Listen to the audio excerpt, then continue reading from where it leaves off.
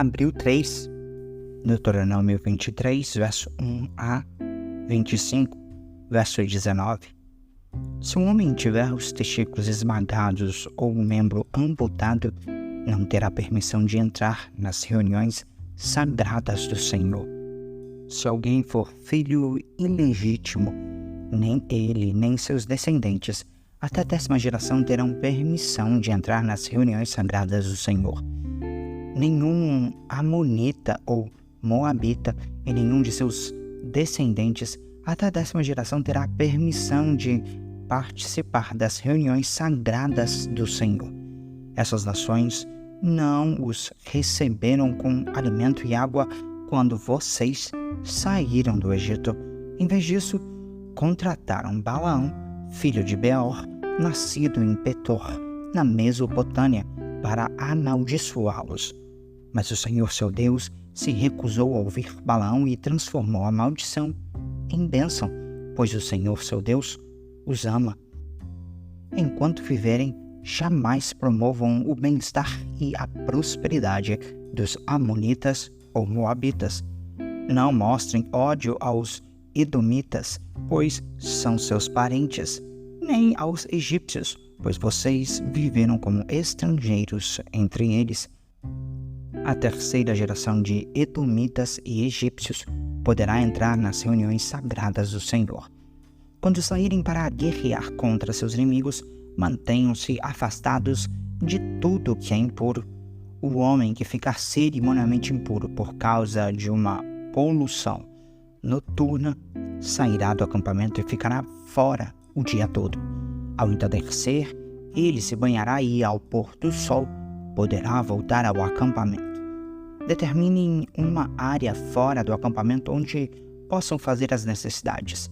Cada um deve ter uma pá como parte de seu equipamento. Quando forem evacuar, cavem um buraco com a pá e cubram as fezes. O acampamento deverá ser santo, pois o Senhor, seu Deus, anda no meio dele para proteger vocês e derrotar seus inimigos. Cuidem para que ele não veja em seu meio qualquer coisa vergonhosa e se afaste de vocês. Se escravos fugirem e se refugiarem com vocês, não os devolvam a seus senhores. Permitam que eles vivam em seu meio em qualquer cidade que escolherem e não os oprimam. Nenhum israelita, homem ou mulher, se dedicará à prostituição em templos idólatras.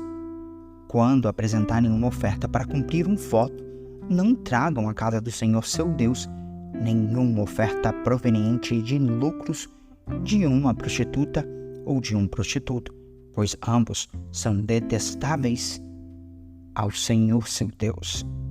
Não cobrem juros sobre os empréstimos que fizerem a um irmão israelita, seja de dinheiro, de alimento ou de qualquer outra coisa. Poderão cobrar juros dos estrangeiros, mas não cobrarão juros de israelitas, para que o Senhor seu Deus os abençoe em tudo que fizerem na terra da qual estão prestes a tomar posse. Quando fizerem o voto ao Senhor seu Deus, cumpram-no prontamente. O Senhor seu Deus cobrará de vocês o cumprimento dos votos, ou serão culpados de pecado. Não é pecado deixar de fazer voto, mas, se fizerem um voto voluntário, cumpram cuidadosamente a promessa feita ao Senhor seu Deus.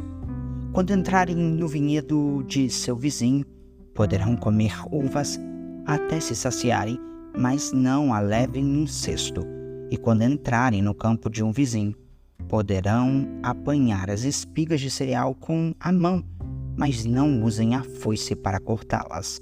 Se um homem se casar e a esposa não for de seu agrado porque ele descobriu alguma coisa vergonhosa da parte dela, ele escreverá um certificado de divórcio e o dará a ela, mandando-a embora de sua casa. Depois de partir, ela poderá casar-se com outro homem e, se este também a rejeitar e escrever o certificado de divórcio e o der a ela, mandando-o embora de sua casa, ou até mesmo se ele morrer, o primeiro homem que a mandou embora não poderá casar-se de novo com ela, pois ela foi contaminada. Isso seria detestável para o Senhor. Não tragam culpa sobre a terra que o Senhor, seu Deus, lhes dá como herança. O homem recém-casado não será recrutado para o serviço militar nem receberá nenhuma outra responsabilidade oficial. Estará livre para passar um ano em casa, proporcionando alegria à mulher com quem se casou.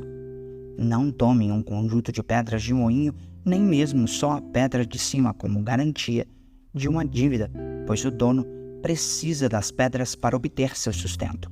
Se alguém sequestrar um irmão israelita e o tratar como escravo ou o vender, o sequestrador terá de morrer.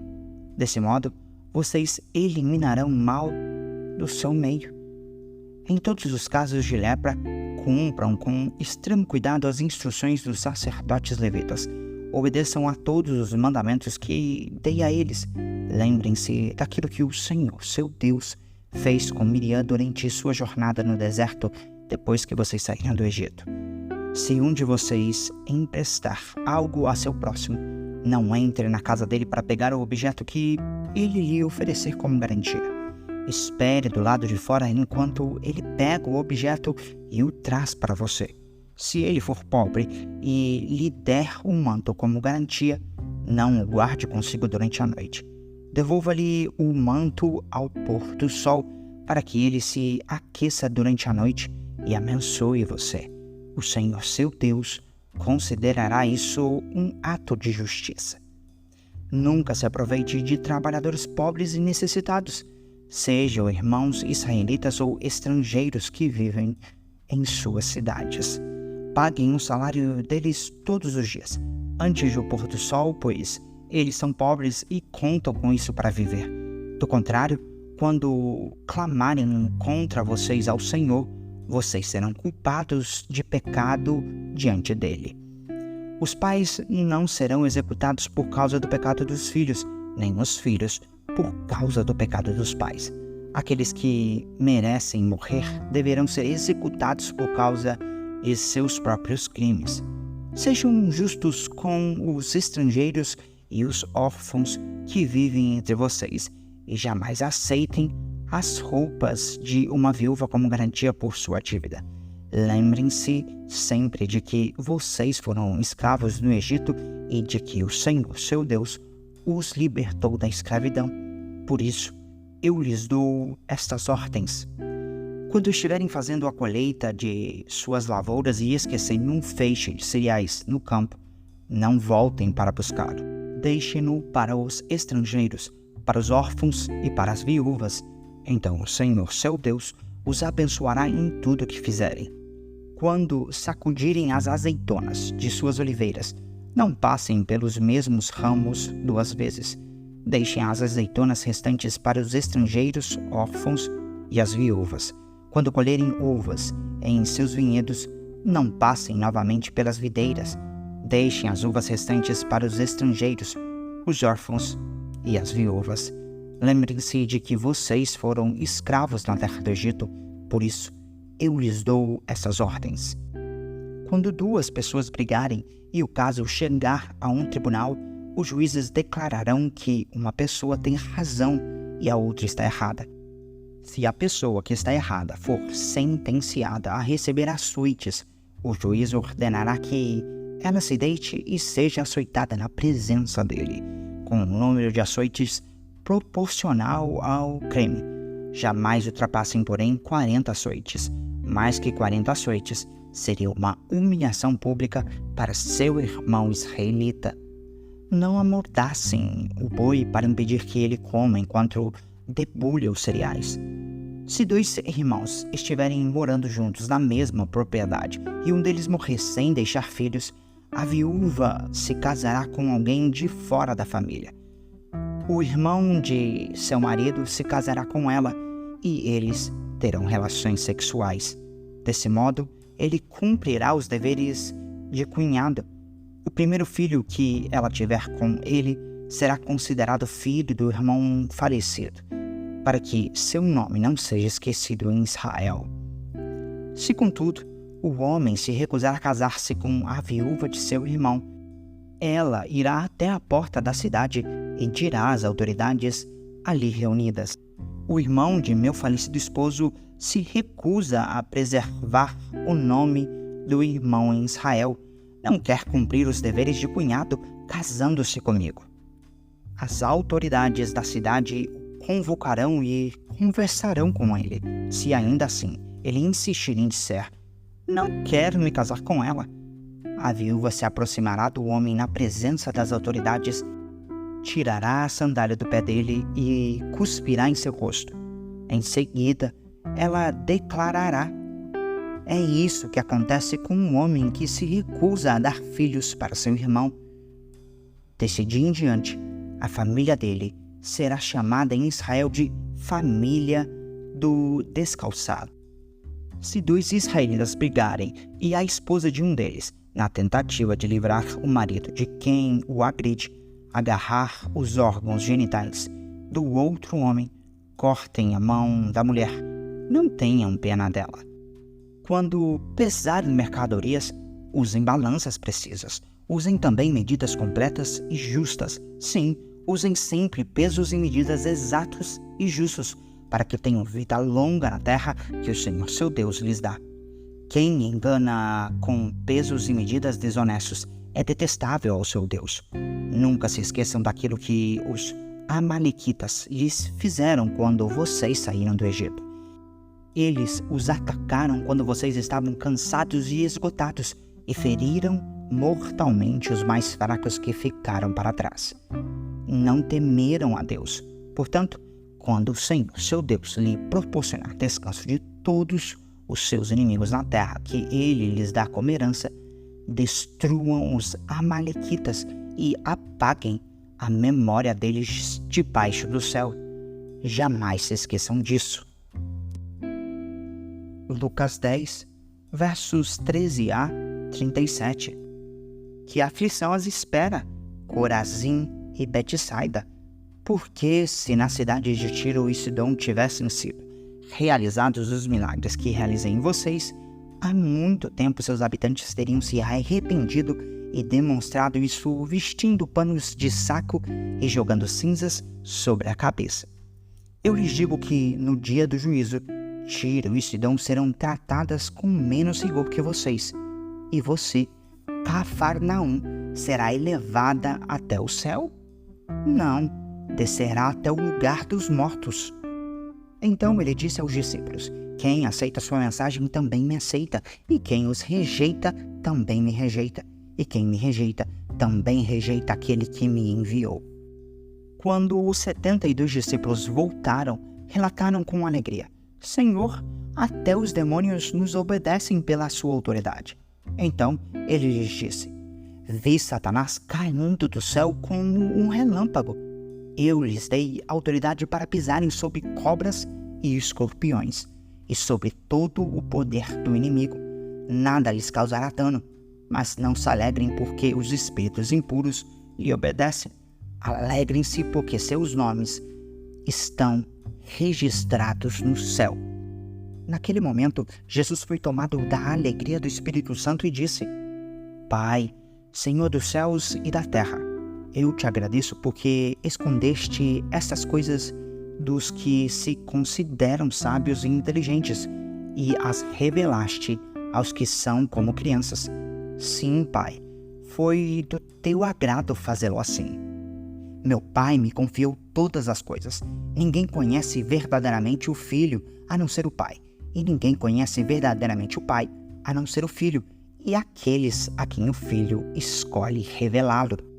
Então, em particular, ele se voltou para os discípulos e disse: felizes os olhos que veem o que vocês viram. Eu lhes digo, muitos profetas e reis desejaram ver o que vocês têm visto e ouvir o que vocês têm ouvido, mas nunca puderam.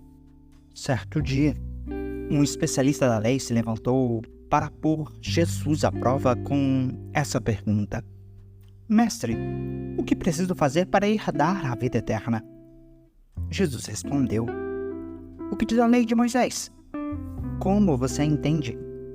O homem respondeu: ame o Senhor, seu Deus, de todo o seu coração, de toda a sua alma, de toda a sua força e de toda a sua mente. E ame o seu próximo como a si mesmo.